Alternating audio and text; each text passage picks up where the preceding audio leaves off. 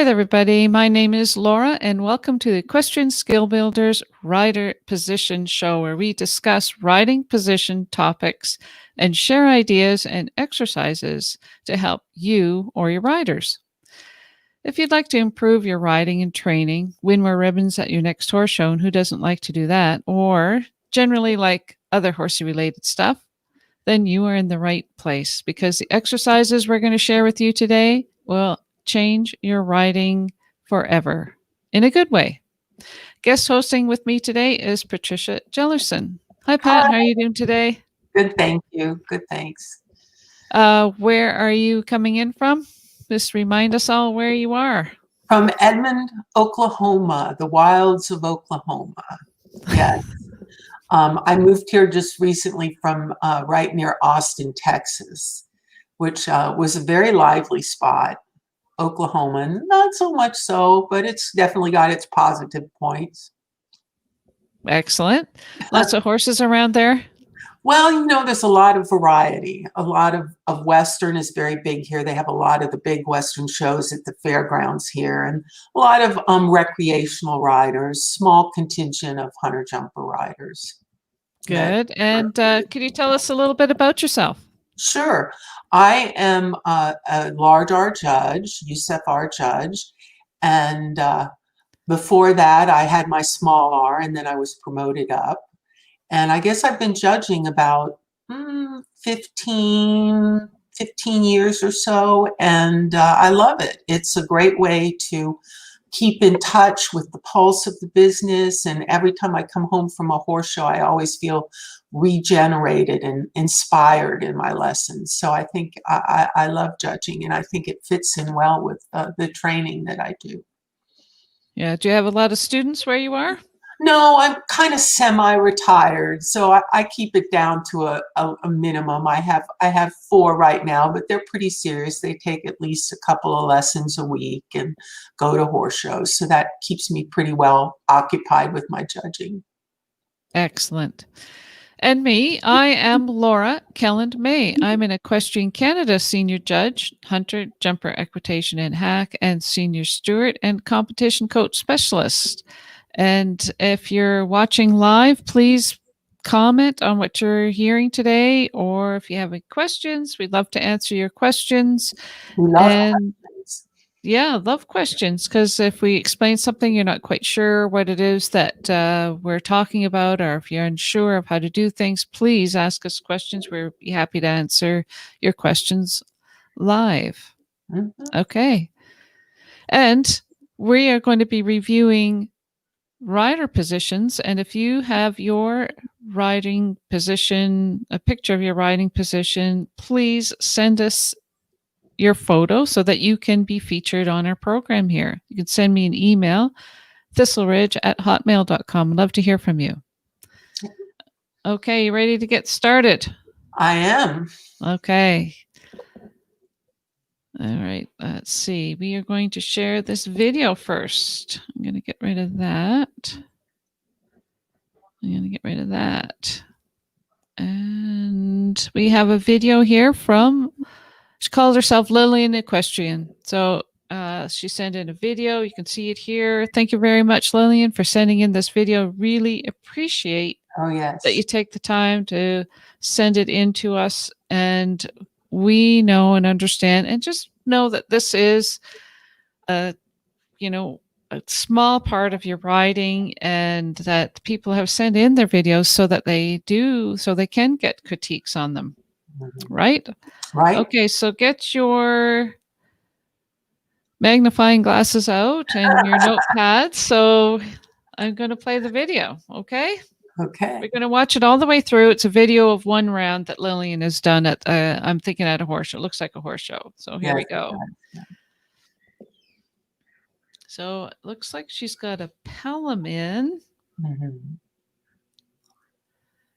Which always makes me wonder. It's hard to see on this video, but as a judge, I always check carefully to make sure they're holding it correctly.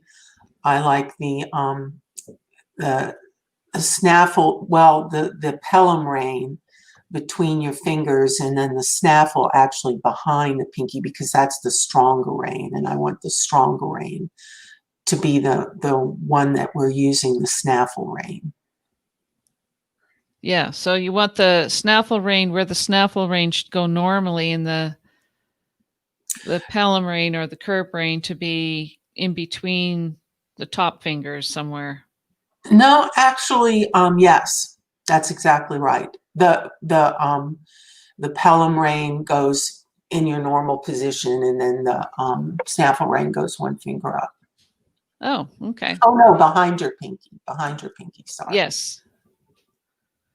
So this is a full course that we're watching here. You can see that she's going across the diagonal. I didn't count the striding. I don't know. We're just going to watch it, everybody together, one round through, and then Patricia will make comments as I'll play it through the next time, and I can stop it. And if you want to make comments as she's going through, there, I should talk into the microphone.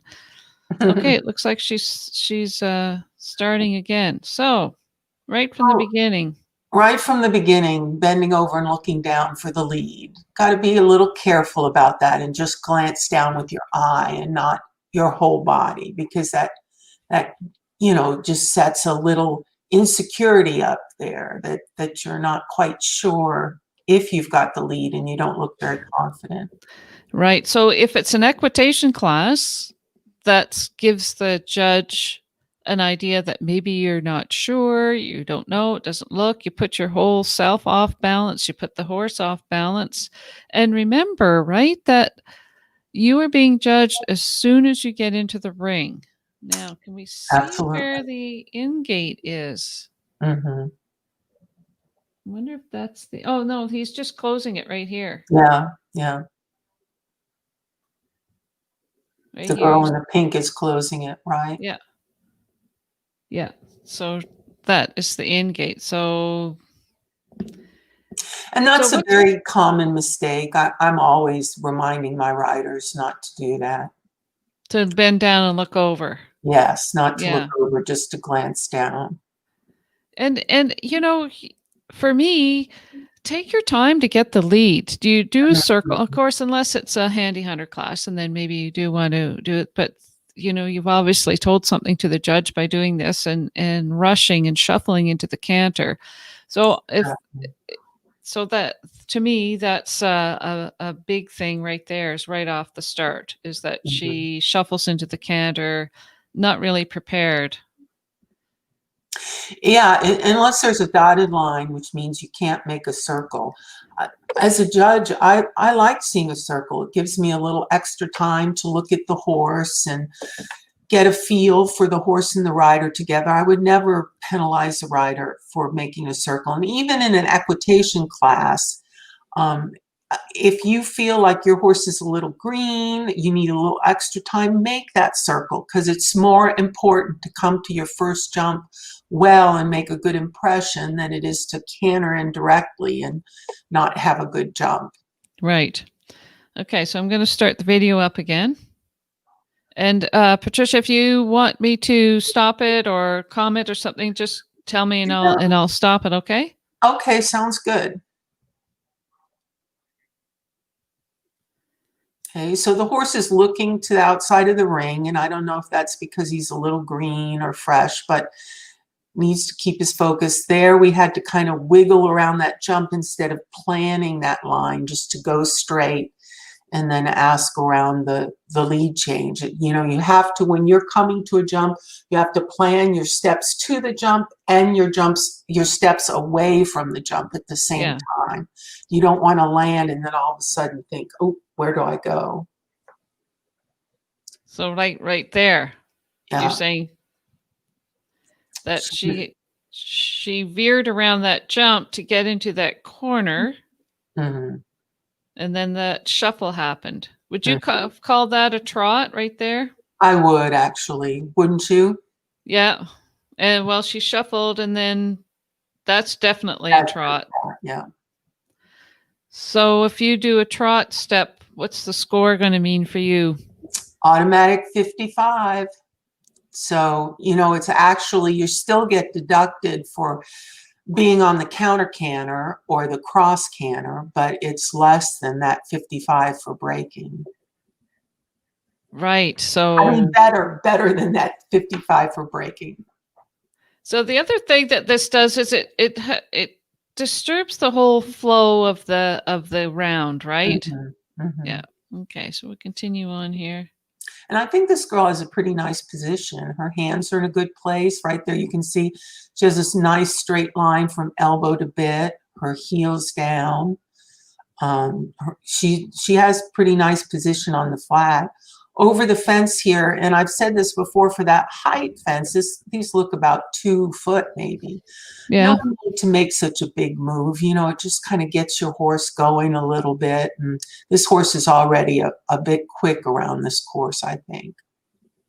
Yeah, it looks like he seems to be really going, right? But Right. like you say though, that she's not interfering. She's with the horse. She's got a great balance coming into the jump. Just those little things that could really get it going from smoothing out around the edges. Really is what it needs to do. Right.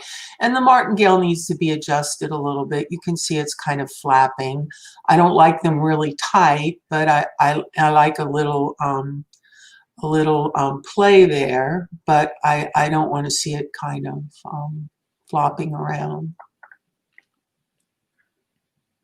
Nice jump there. There, this horse is pretty cute. He does his job. I like the way he looks through the bridle. Just looks a little fresh to me, and maybe needs a little more time warming up or on the lunge line. I guess these jumps are a little higher than 2 foot, maybe 2.6. What does it look like to you height-wise? I think, like you say, 2, 3, two Yeah, foot, 2 foot 3, maybe something like yeah, that. too high. And then after that first one, she gets her changes, but it's still pretty rough. You know, she has to really bend the horse to the outside and then kind of throw him to the inside. We want to see those just a little smoother. And that's kind of in the preparation of your line and balancing a little going into the change rather than rushing into it. See, even that he did a good change, but he was to the outside and then she swung him to the inside. It's a nice. So you but look at her lovely position. She does have a nice position. She's following the horse at the canter with her body without doing that posting at the canter, which I hate. I think she's sitting just the right amount. I think she's sitting in the tack just the right amount. She's still in a light half seat, but she's balanced. Yeah, I like her position a lot. I think if she were to do this course again and smooth out the ends, for example, here she got a lead, but still kind of jammed him into the corner. Mm-hmm. Smooth out the corners and even try to get the lead over top of the fence. Right. Like this is a nice corner here. Mm-hmm. I mean, that's great. She's got it smooth, beautiful. Love the way she goes into those corners, keeps even tempo, and then comes down the line here. Mm-hmm. Great. He likes the left lead, maybe.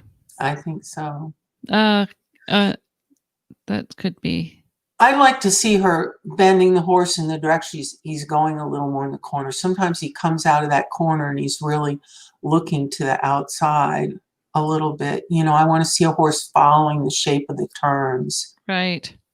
See there, he's bending to the outside and Yeah. just needs to be a little straighter there. But the other thing, Patricia, I think I mentioned this before, is that was the horse has one eye only. So Oh, that's yeah. maybe is part of the reason why he's Looking to the side. looking to the Absolutely. side. I just kind of reminded me of that. Let's see if I Yeah, can. that's true. Absolutely. But I think it's pretty safe to hold them straight through the turns. Yes. And then Yeah. once you start coming to the jump, if he needs to cock his head a little bit to see the jump properly, you should let him do that. But I think it's safe enough in the corners and coming out of the corners to get him a little straighter. Okay, and here's the same person, same horse. Oh, I can see the eye there, what you're talking Yeah, about. which Yeah. is really interesting that Mhm. you can see here. And I think this is in a lesson situation because she does have the halter on. I did ask her about having the halter on, and she said that it's something that her instructor asked them to do in case they need to lead the horses for whatever reason, Mhm. because there are some people in the lessons that aren't as advanced as her, so everybody uses the halter when they do their riding lesson. Mhm. Which kind of is a good thing to do, I guess. Yeah. Makes everybody do the same thing. So I So like this is her release a lot. That's the first thing that strikes me here. It's a nice crest release, and she's got a little loop in the reins, allowing the horse the freedom to jump and use himself. So I like that a lot. I like to see a rider carrying a stick or crops. It's not a bad sign to me, especially in a jumper class. You know, I feel like it's better to be prepared and have your weapons if you need them. Now, of course, if someone has to use a crop on course, then that's a deduction. But just to carry it, I have no problem with that. so what do you think about She's this? pretty much laying on the horse's neck. Yes, needs to come I back a love that little. she's got her eyes up. I mean, her eyes are up. I mean, I'm not quite sure what she's able to look at because she's No, I looking think right she's into the. looking. Is she looking straight ahead or is she looking down a little Well, bit? it It's looks hard like to her head tell. is up, but it looks like her head is up, but it looks like The her eyes are eyes are down. closed. Yeah. Yeah, I it mean, almost like yeah, I don't yeah. know what she could see. She's going I to see know. the horse's neck. She might be looking down at the jump. I don't Oh, know. yeah. I think that's exactly what she's doing. But okay, so this here, to me, this is a problem. Yeah, she's kind of laying on the horse's neck for support. And because she's jumped ahead a little bit and she's far out of the saddle, her leg is slipped back. Show us that nice straight line you're supposed to have from hip to heel. Straight line, hip to heel, Yeah. like that, like Well, that. bring it back a little, shift it forward some. That's kind of a diagonal line. So there's her heel. No, I'm saying show us where it should be. Oh, okay. Bottom Yeah, line. yeah. So uh, I think it's shoulder, knee, toe. So Yes. shoulder, knee, toe. No. So it No. should be Hip, shoulder, hip, knee, toe, heel. Yes. Yes. There we go. and hip to heel. Yes. Did I draw enough lines? There. So the front There of you her go. boot Good. should Mhm. be near the girth. Mhm. Mhm. A little And closer to the what girth. yeah, so she's way but so this is the other thing. If you took the horse away from her, just took the horse out from underneath her, what would happen to this rider? She would fall on her face, I think. She would fall like diving. Yes. Mhm. So to me, this rider is not imbalanced. Mhm. Jumping a little ahead. You know, this horse has a big jump. Look how high he is over the fence. Oh yeah, the fence. Let's see, the pole is here, the back rail, and the front rail is here. Well, look where he is. Yeah, Making quite he's an effort. well over top of that. But you know, if you want to stay with your horse, you've got to stay with your horse by closing your hip, but not throwing your upper body forward. Right. So I had a question the other day. Someone said, "What do you mean by closing your hip?" Well, your hip angle has to do with where your hip joint is in relation to your shoulder. And being on the vertical is pretty much the shoulder directly over the hip. Having your hip angle closed is when you bend forward a little bit. And then opening your angle is when you come back behind the vertical. So it's being on the vertical, closing your hip angle, coming away from the vertical a little, or opening your hip angle and going past the vertical. I'm getting good at Look at all this. those lines. You're like going crazy. And you can even read it. Oh, watch this. I can make it different color too. Oh, look at that. You are clever. You match his bonnet. Oh, look at that. Okay, so yes, so we agree. Yes, she is leaning on the horse's neck. This is not good. This angle is too closed. We want her shoulders here more. Want to see a little space between the chest and the horse's neck. Yeah. Want a little space in there. You can't see anything in there. And also we'd like to see her this I like the loopy rein, allowing the horse to use himself properly over the fence, but this elbow here, don't like that. I'd like to see your hand. Well, I guess if you bring your shoulders back here, then her elbow, like. Yes, it's going to raise her elbow a little. Yeah. You're correct. Yeah. And don't get me wrong. I love an automatic release, and that's what riders should be learning as they get more advanced. But for this size fence, this level, to me, it's more important that the horse has the freedom and the rider is staying out of the horse's way. And I love it because it looks kind of, maybe she got surprised by how far off he took from the base of this jump, because he's jumping way far out, and I think she's doing a fantastic job to stay with him. Yes. Yeah. When they take a big distance, it's hard not to get a little ahead because you're really trying to stay with them. So, yeah, you know, it's makes things a little more difficult. Yes. To have that perfect position. But she's doing I think she's doing a great job here. She's not interfering. Her head is up, although her eyes may be down. It's hard, just difficult to see in this. And kudos to you for sticking with him when he's taking this huge jump over this little fence. Yeah. Okay, so let's see here. I gotta go here. And then we go to the next picture. Same person, same horse. Now here she looks pretty nice to me. What a difference. He looks like he, let's take a close look at it. Starting at her head, she's looking up, looking forward. Beautiful. Horse, love the way the horse is looking.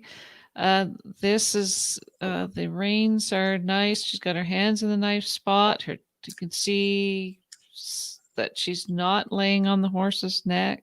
Love the flat back, nice flat back. Oh, this is gorgeous, isn't it? And you can see now we've got the straight line from heel to hip. Here. Yeah. And shoulder, knee, toe. But we can tell with the, Right. Yeah, the horse's ears are up. He's looking forward. He didn't take that long spot. She's able to stay with him. Love her position. I think he's unfolding a bit. So this picture was taken a little late. I think he jumps fine. It's not like he's hanging his legs or anything. I think this picture's taken a little late and he's just starting to unfold. Yes, yeah. So he's on his way down. He's starting to land off the jump. Yeah, I think you're right there. Like he's not a jumper that hangs his legs. So what we're talking about there, for people who doesn't know what we're talking about, when a judge is judging the hunters, they want to see the horse's knees, forearms like this, and you can see this horse's forearms are down here, but we're thinking that's because he's on his way down, reaching for the ground. I mean, if you look at the previous picture, I mean, look, his knees are up in this one because it's taken at a different time. This is what the judges look for in the hunter class, that the knees are up there. He doesn't want to touch that, does he? No, he doesn't. What this you see, as you say, yeah, Patricia, I agree that it's a different part of the jump. Rider Yeah. looks fantastic though, right? Yes, very good, very good. Hay bales crack me up because I remember one time I was riding a green horse and we were jumping a jump with hay bales. And I swear, coming over the top, he tried to reach down and take a bite of the hay. I had to pull his head up. I thought sure we were going to somersault over that jump. Yeah, it's funny. Sometimes horses even shy at them because they've never seen a hay bale before. Right. Yeah. So if this person came to you for a riding lesson, what would you work on with this person? Well, I'd work on those changes a little bit. I'd work on going straight and asking for the change with your leg and not by shifting the horse left and then shifting the horse right, which sometimes, you might have to do in the beginning, but by the time you're showing, you want to polish that up a little bit. So I'd work on smoothing out those changes. I think her basic position is very good. I just think she has to remember that even when the horse is over jumping, you don't want to jump ahead. You just want to fold down a little more. So your seat there might be some distance between your seat and the saddle, but the seat is right over the center of the saddle and not the pommel. So yeah, gymnastics. So you said, okay, you'd work on the changes. What type of exercises would you do to help with that? Well, I would do a lot of diagonal lines first because the change is always easier on a diagonal than it is on an outside line. And just work on going straight, holding your straight line and balancing as you go into the line with pace. As you come out of the line with pace. And then when you ask for the change, you want to keep the horse a little bit on the lead that he's on, and then change the bend to ask for the change.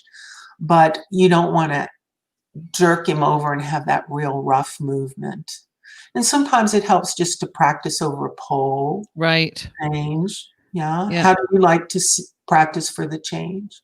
Well, I think like you, same sort of thing. I like doing it over top of a jump because actually practicing the changes on a horse that has changes is one thing, but doing your changes or teaching a horse to do their flying lead changes is a whole different kettle of fish. And I think if you do it over a jump, then you get a little bit more air time and the horse can organize his leads a little bit more. Right. Right. So that's what I like to do, is to do And how do you have your riders ask for that? well, I was going to ask you that. Yeah, so so I was going to say so going across the diagonal, if coming across the diagonal, approaching X on a diagonal line, I would change inside leg to outside leg, do all the changes of your rein in your legs, and think of leg yielding into your new direction. So if I'm coming off the left rein, jeepers, if I'm getting into too much thing here. If anybody has any questions, please put them in there. If you're coming around on the left rein, so I'm riding on the left rein, going into the right rein, finishing the half circle on your left rein, getting straight, approaching the new direction. I'd leg yield away with my right leg into my left hand to help lighten up the front end. And as they go over the jump, inside leg, which would be my right leg now, to signal the horse to pick up the new lead and be balanced and going straight and into the new direction. That's how I would do it. Yeah, and I think that it's important, your timing, because you don't want the horse to start falling in and turning early, because then you're going to get the change in front but not behind. And as you said, you've got to move them off your inside leg a little bit to free up that inside shoulder so they can make that change. Yeah, exactly. Yeah, falling in or turning early is a killer for a lead change. Yeah. And So the other changing the lead over the jump, I'm a little on the fence about that. I think it's wonderful, but it's a lot of times people try to do that. I see as a judge that they're really exaggerating, leaning They're one way or the throwing their other, body throwing around. their Yeah. body, which is very distracting to me. I don't mind a change if it's done well. I certainly wouldn't say that a horse that lands on the lead scores higher than a horse that has to do a change.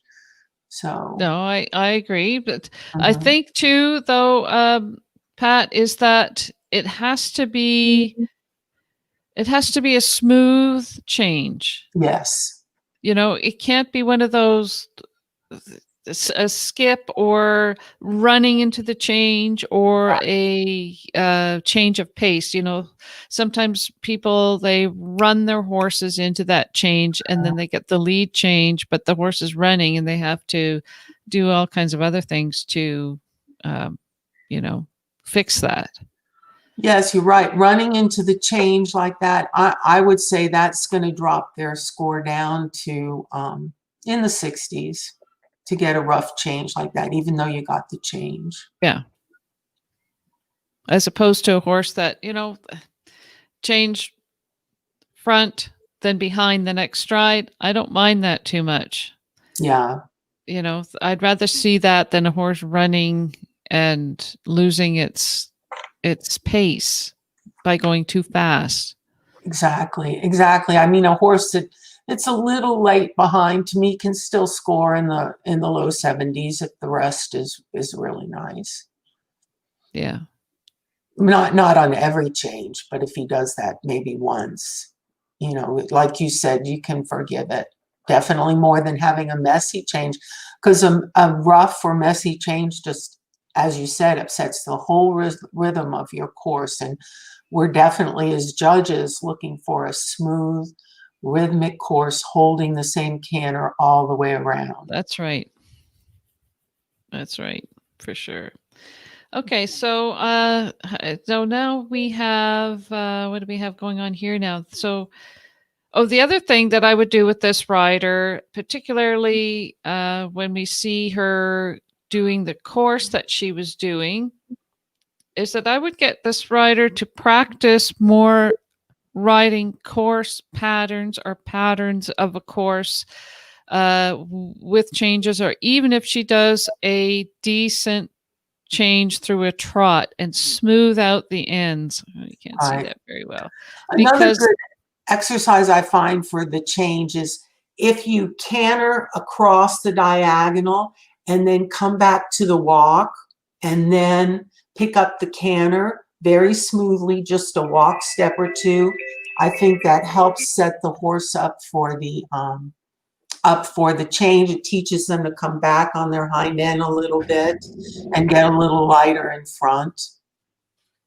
Have you done that for your riders with the lead changes, Laura? pretty much the same thing that I would do. But Mhm. I mean, even if this rider here that we're watching, if she smoothed out the ends of the ring and did a balanced change through a trot, I think that would be better than what we were seeing here. Yeah, for schooling purposes, absolutely. Because, I mean, you're not going to get a good ribbon either way, not with a rough change or, a rough change is going to put Yeah. you in the 60s. A break is going to put you at 55, but it's better schooling, I think, for your horse just to slip to the trot for a step if they're green. Yes, for sure. For sure. Okay, so I want to go back. Whoopsie, wrong button. Gonna go back here and The picture of the pony. go. Okay, you want to do the pony or the exercises? Let's do the pony first. Take a quick peek at that. Okay. Okay, here we go.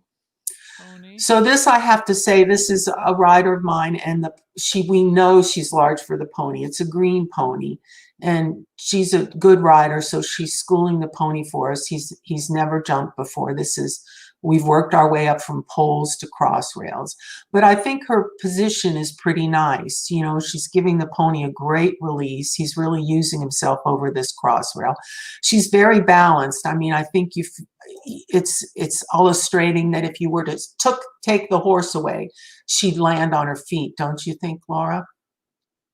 Yeah, I think so. I think it's yeah, because she's got to be in so good balance because she is a bit big for the pony. Hmm. Like she's quite tall, but yeah, she looks in good balance. I like the way that her seat is over the middle of the saddle Hmm. back here, and that if that there's she's not interfering. Love the way her eyes are up, her back is flat. Everything seems to be in really good balance, And like you you have said. And oh, the illustration here that while the we're looking, horse is making a big effort over that cross rail. He's jumping, you know, off a forward step, but she's being patient with her body and not throwing herself ahead of the horse.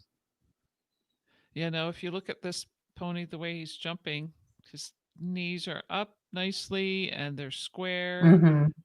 beautiful as far as the horse goes right here. Hmm. Hmm. Yeah, very cute pony. First time jumping cross rails this day.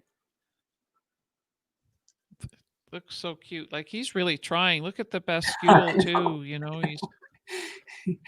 He's like, I'm not touching that. no, there's a flower there. Yeah, yeah.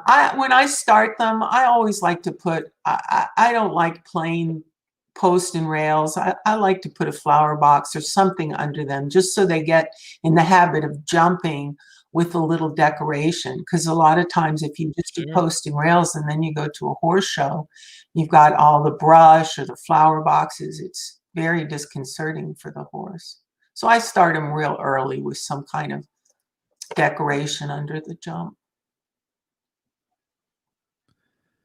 Okay, so now let's go to you had a couple And exercises. I think these exercises would be really good for, was it Lillian, the first girl that we looked at? Yeah, For exactly. Lillian Yeah, and her horse, they're good exercises if you're limited on space or jumps. You don't have a lot of jumps and you don't have a big space. I think it's very good exercise for teaching rhythm. And these are all poles. The only jumps are the line down the middle, which is a one stride to a bounce. And you can start with a pole at 3, or you can start with the okay. jump at 3, a cross rail. I like to start for the first jump, depending on So how this be a well cross trained your rail? horse is. Yeah, Yeah, what's the distance in here? I forgot to put the distance in here. Where are the distances? that's okay. And again, it depends on the horse. For the horse that we videoed doing this exercise, I had this set at 20 for the one because she was cantering in, and then 11 for the bounce. Feet. And this horse is a 16-2 horse with a pretty good stride. You know, if you have a short strided horse or pony, you're going to have to adjust those distances accordingly. But the rest are poles on the ground. So you can see we canter to pole 1, a nice straight pole to get you started. Then we have a little bending line to 2. And you do want to make that a bend, not square your corner. Exactly. Just a nice bending line. I find that gets the horse, breaks up the canter a little bit, gets the horse smooth, and always good to put a little bend in there, I think. And then we're going to turn right after this and do our bounce. You can either our one stride to the bounce. You can, like I said, start with a rail at 3 and cross rails in the bounce. You can start all poles. You can do this a lot of different ways depending on your horse. And then coming around to 4, and this is a good one to practice the change on. A nice diagonal for riding straight after. And then shifting the horse a little off your left leg and asking for the change. And then finishing with the the line on the pole on the outside. I think this would be an excellent exercise for the person, Lillian, that we saw in that video, because it has all the elements of a course, Mhm. and her position and style over top of the fence was really, really good. Where she needs her practice is the Smoothing out the striding course. Mhm. and smoothing out the corners and riding the other parts. And I think this offers a lot of options and opportunity for her to maintain the canter, keep the balance. There's some good turns in there that she's got to use her equitation to do the turns, and then some straight lines that she's got to practice and ride the straight lines. Mhm. I think, it's so important to remember that when you jump a course, you're looking at 8, 10 jumps, and the rest of it is flat work. So give yourself a chance to perfect things over poles and less over the jumps. And once you get this smooth, you're going to be able to make that transition to jumps a lot easier than trying to work out all your problems with the extra pressure of jumping jumps. Right. That yeah, I like this pattern. I like it starts off at a nice straight kind of easy place along the next to the kickboards or next to the rail, and then you have to do this this kind of sharp turn, and then another sharp Yeah, turn. and you can make that So bending line as shallow or sharp as you want it, yeah, depending on how much room you have. And it gives you a chance yes, to practice the right change after number 2 and the left change after number 4. And I like setting yes. my little gymnastic down the middle because when you're practicing just that, you can come to it in either direction and land and go either direction. So this is an exercise that you can kind of set once and then do it in multiple different ways. You Mhm, do not have to do it this way. mhm. You can do many different Yeah, ways. and we have a video And of a horse doing this course, doing this little course. okay, so let's go to that. Go to that. Close you. So here she is over fence 1. She's got a nice rhythm, very nice rhythm, I think. The bending line, that rides smooth. See how she goes straight there for the change and then does a smooth turn? Then the gymnastic, just keeping a nice canter. If it's set right, that bounce is good because everything goes smoothly. And there she went straight and got a nice change to the right. Oops, kind of almost broke the canter over that one.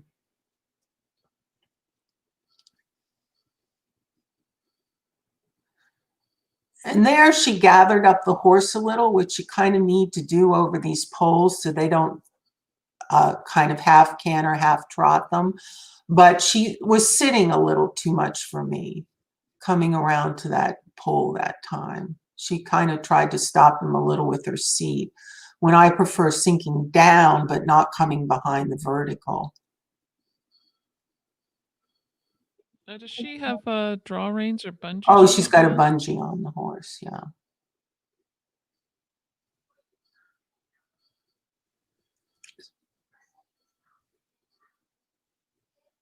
But even like he kind of stepped over that pole there, but the rhythm just Very good, doesn't change. very She good. keeps going and See going there, and she going gets a and little going. behind the vertical. Can you go backwards a little in front of that pole? Yep.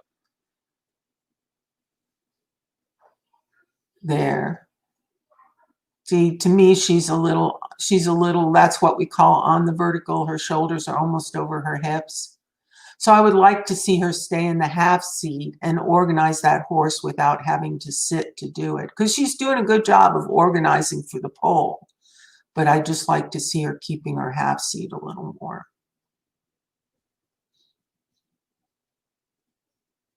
She gives it a lovely ride through the gymnastic, I thought.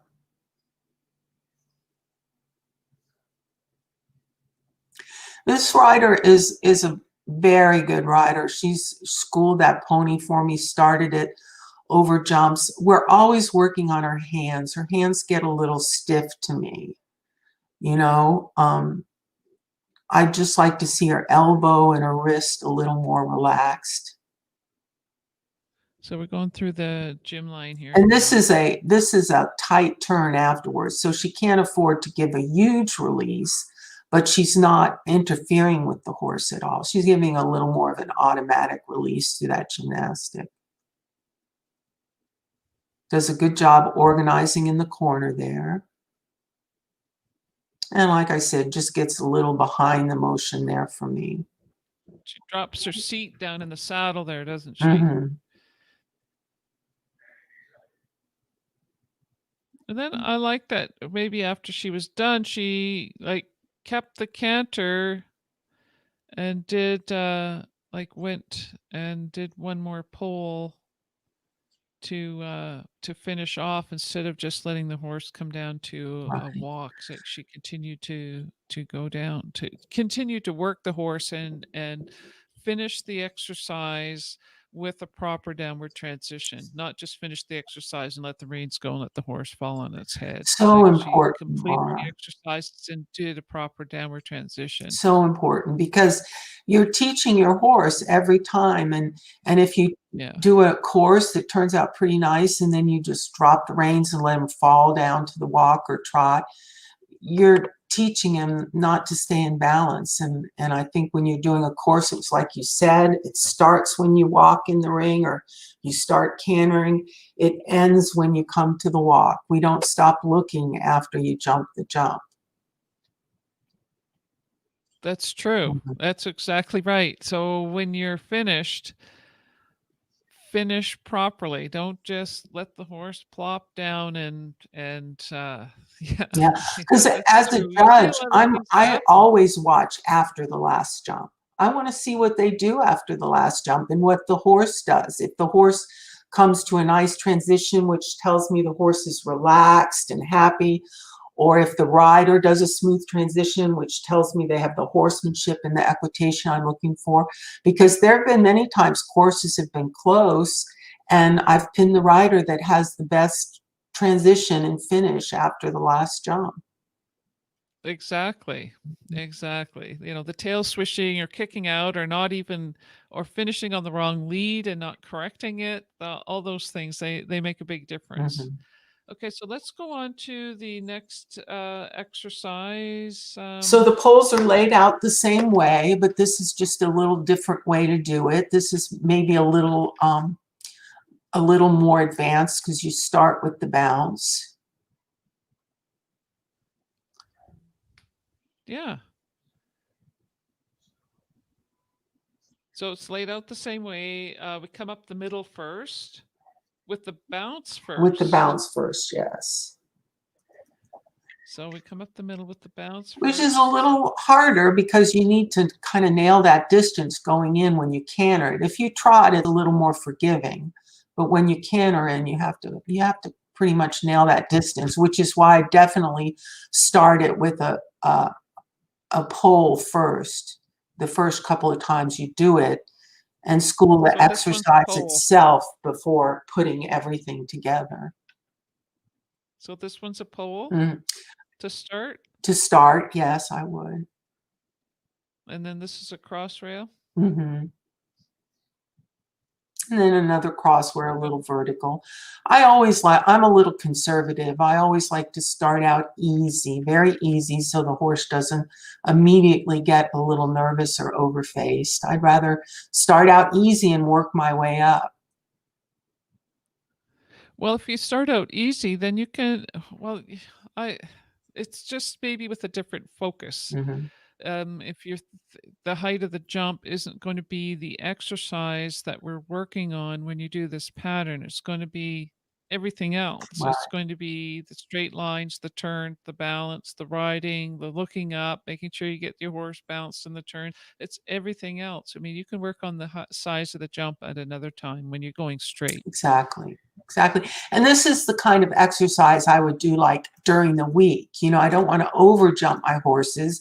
And maybe near the end of the week or where the weekend where we're getting ready to go to a show following, then I'd be jumping the height and I'd be jumping real courses. But this is the kind of work that we do in between shows and in between practicing a course that we're going to do at the show.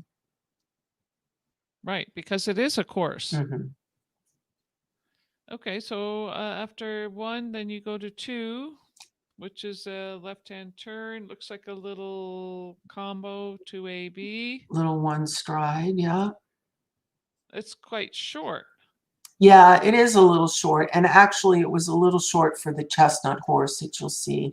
I mean, And these are poles, right? yes, these are poles. And I deliberately set it a little short because this horse tends to get strung out, and I wanted her to have to balance and kind of hold him together. And I think in this course, she wasn't very successful one time. He got a little strung out and kind of half trotted, half cantered them. But this is I a hate little when that harder with happens. the exercise coming first, and then this one stride canter pole being a little short.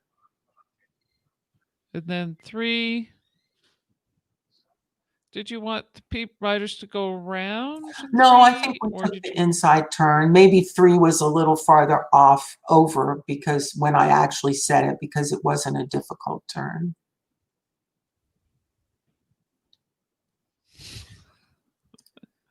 Then you 3 have a and then chance to easy 4. practice your right lead change on the diagonal. And then 4. Yeah, maybe this is something like that. Yeah, okay. So would you like to see that Yeah, let's one? see that video. See that video. I think it's nice to have the exercise and then have someone to illustrate it, isn't it? I agree, yeah. So there's okay, yep. Just Oh, cantering this around. yeah, so here we go. Bounce first. Again, lovely rhythm. Good. She's giving a little bit of an automatic release, but you can see she's not interfering at all. And this time she does that really well. Coming the other way, she lets the horse get a little strung out. But then you practice your one stride there. Here you can Oh, practice she a went in nice between. change on the diagonal. I think there's a pole here, and then she does it again this way. Yes, and this way you can see the Okay. horse is getting a little strung Oh, out yes. and kind of half trots it, half canters it. Yeah. So this way, yeah. So you can watch her release here. You see it's a little more of an automatic release where she's following the straight line from elbow to bit. And you know, this horse has a pretty good step, so she can't really do this exercise on a loose floppy rein. She's got to hold the horse together a little bit, which is real safe to do over this size fence and poles. But again, Pat, that her rhythm is unchanging. Mm-hmm. Mm-hmm. She is consistently 1, 2, 3, 1, 2, 3, 1, 2, 3, 1, 2, 3, 1. Even when she kind of falls through that one stride, Mm-hmm. it's the same rhythm Mm-hmm. throughout. Mm-hmm. And this kind of rhythm and the way the horse is carrying itself, if he had 8 decent jumps, even if one was a little short or a little long, if she were able to carry this rhythm, she would have a good score. She would have a score definitely in the high 70s, depending if there were any mistakes, and in the 80s if there wasn't a mistake. Yeah, totally agree.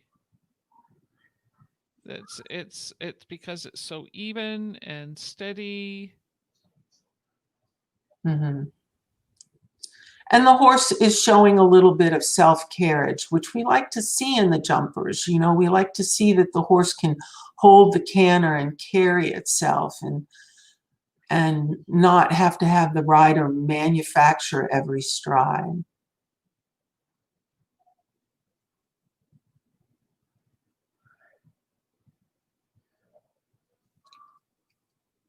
Yeah, love it. You could watch it all day, and, each time you watch it, you kinda see something different or Mhm. something new or something that you See, there liked she did a about good the job of horse riding. steadying the horse without coming back behind the vertical like we talked about the first video.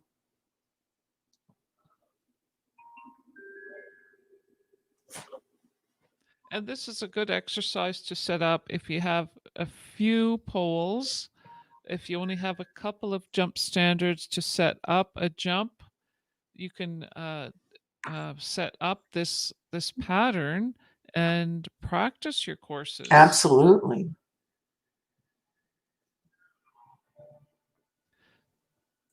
All right. Excellent. So I notice you have that middle jump on the center line there. Mhm. You have it as if you can do it both ways. All Were right. you jumping it both ways? Yes. Jumping it both Yeah. ways, and I love putting my gymnastic in the center because you can go straight, turn either direction so you don't have to get a lead change. Coming to it, you can go both left and right so that your horse doesn't get one-sided. I think it works well to have it in the middle. Yeah. And this setup that you have here is also quite a simple setup that you don't have to do it 1, 2, 3, Mhm. 4, whatever. You can mix and match your direction, reset it up every time, which is a bonus for if you're an instructor because you don't have to swap things around so much. Excellent if you're the rider, you don't have to get off and move the poles around. I Right. like those types of exercises that you can maybe if there are poles on the ground, you can do start with number 3 first and then go down the center line Mhm. and around and down the center line. Just it just offers so many options that you can do. Absolutely. Okay, so you wanted to talk about something else, Well, I think you Patricia. said we had some comments from last week, last Okay, last one or one of your I'll just check. podcasts. Yeah, I'll just go to my channel here. Yes, I did get some comments. Just going to my studio here, my YouTube studio. Just bear with me while I get my comments up here. And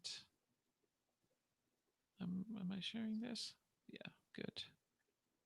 Okay, video comments. Okay, here's a good one. Read more. All right, StreamYard. Now I'm going to just share them here So again. I think that exercise would be excellent for Lillian and her horse. I think that would totally fit the bill to um, to help them smooth out. You know, she's got all the Agree. basics and she just needs to smooth things out. They're calling it framing up your horse. Okay.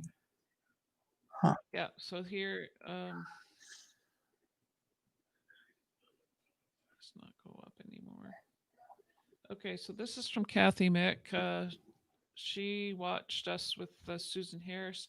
I would love to hear you, Randy and Susan, talk about the big issue I see quite a bit in the hunter world and in the dressage ring as well. But with the hunters, they commonly call it framing.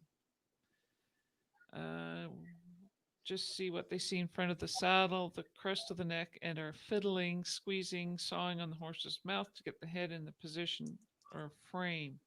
Extremely common, and I see it all the time, and I was even taught to do it as a young rider in lessons. A lot of it is just fiddling or pulling and squeezing on the reins and riding the horse from front to back and not paying attention to the riding the horse correctly.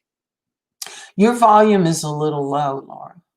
Oh, that's because I'm not speaking Oh, into my microphone. How's that? that's perfect. Is that better? Yep, Okay. Okay, so did you hear that? Could you see that, Patricia? I did. What's your comments on framing the Well, I horse? think first of all, you have to do your homework. you've got to do things the right way. And it's definitely not the right way to get your horse in the shape you want by kind of sawing on the mouth or turning the head from left to right. Although I agree it is a pretty common practice. And I think once you do your homework and your flat work and your horse gets comfortable and relaxed and carries themselves well, you won't need to do that. But I think when riders do that, it's kind of a shortcut, don't you think? They're just taking the easy way out. Oh, totally agree. They want to have the horse in a frame, and they don't understand, or nobody's taught them how to get the horse to work from the hindquarters up and through into the contact. And I think part of the hunter is that they really do not um, get the horses to engage from the hindquarters, because that is really not what you really want to see in the hunters. You don't really want to see a dressage frame. You want to see them long and low, but you still want them to be using themselves from the hindquarters and Right. properly. And what we're looking for is kind of what I talked about with the chestnut horse, self-carriage. Like that horse carrying itself really well without having to be held into that frame. So, a lot of times people will say, oh, the hunters are so easy. They just drop the reins and jump around. But no, I think we do a lot of work so that when you do get to a show and relax your reins a little, your horse doesn't fall apart and doesn't fall on its face. We're always doing exercises to teach them to carry themselves and to balance. And even though we don't want a real active hind end in a in a hunter, in the jumpers, you will see horses that very actively use their hind end. Especially as the fences get bigger in the hunters, 3/6, 3/9, your horse has to be balanced and moving from behind, or they're just not going to jump the jump well and get the numbers. Yeah. So I think that what some people are missing in their training is the getting the horse soft and round and moving forward. And I agree with what Kathy has said, that there's a lot of fiddling happening. Mhm.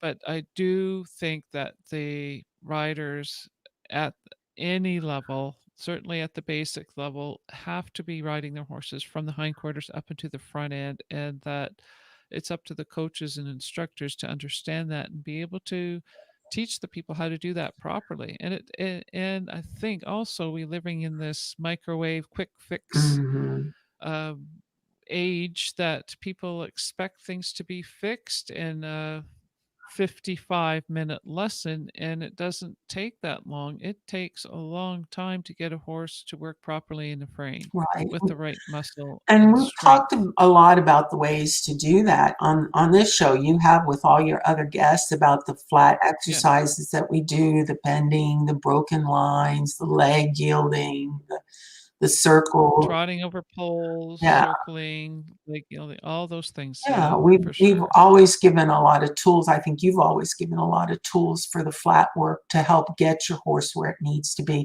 But absolutely, as a judge, if someone trots in the ring and I see them using their hands like this, that's a deduction. That's a deduction. Particularly if you see the horse's mouth is open, right? Right, right. Or if you Yeah, see when the the horse. horse goes around with his mouth open, I think first of all, he doesn't have the right bit in. And second of all, it's, the horse is unhappy. Either the rider's hands are too stiff and strong, or most of the time, though, it's because the horse isn't bitted correctly. Yeah. Well, that would be a great topic for an entire program, Mhm. is riding the horse correctly from the hindquarters up to the front end and getting that hunter frame. So thank you so much, Kathy, for that. And with that, do you have any final things, Patricia, before we Oh head my out? Because goodness, we this are. time is almost over. No. I know.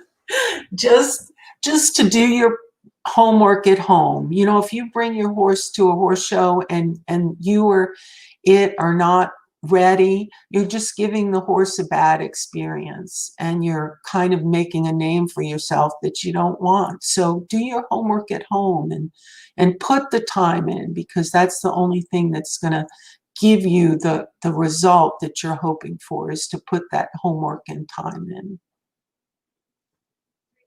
Yeah, so thank you so much, Patricia, for Thank joining us here you. My today. pleasure, as always.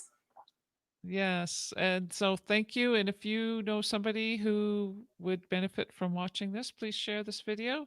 And now go use this stuff and go hug your horse. Thanks now. Bye. Bye.